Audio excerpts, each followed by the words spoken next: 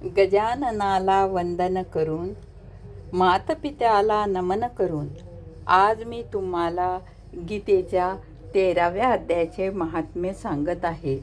जे श्रवण केल्याने सगळ्या संकटातून मुक्ती होते आणि घर धनधान्याने भरून जाते.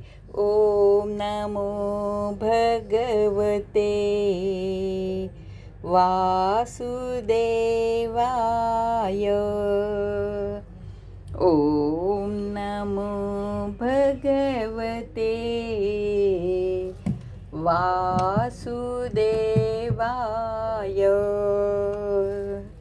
ओम नमो भगवते वासुदेवाय.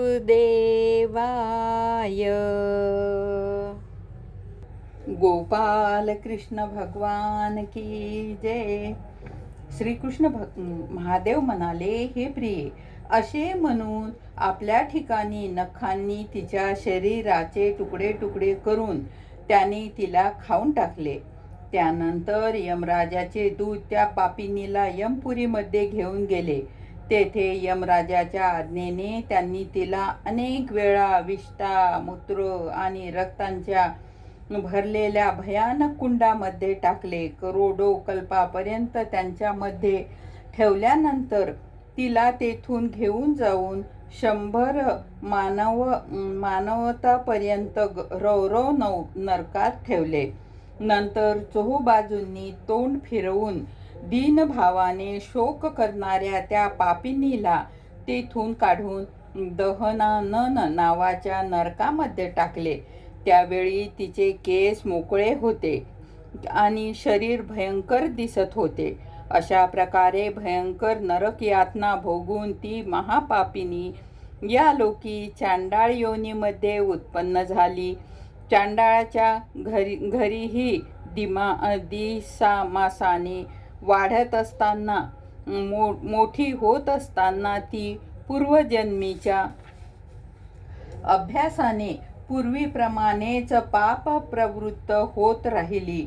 नंतर तिला ढोक आणि क्षय या रोगांनी ग्रासले. तिच्या डोळ्यामध्ये ही पीडा उद्भवली.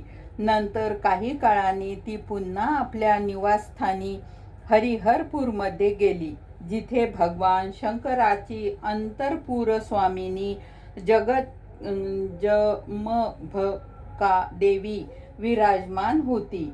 जंभका देवी विराजमान आहे.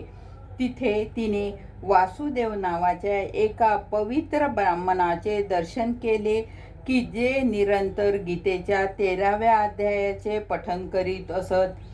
त्यांच्या मुखातून गीतेचा पाठ ऐकताच ती चांडाळ शरीरातून मुक्त झाली आणि दिव्य देह धारण करून सर्व लोकांमध्ये निघून गेली. हरे नमः, हरे नमः, हरे नमः. या ठिकाणी गीतेच्या 13व्या अध्यायाचे महात्म्य समाप्त झाले आहे.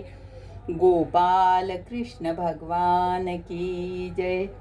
ओम नमो भगवते वासुदेवाय.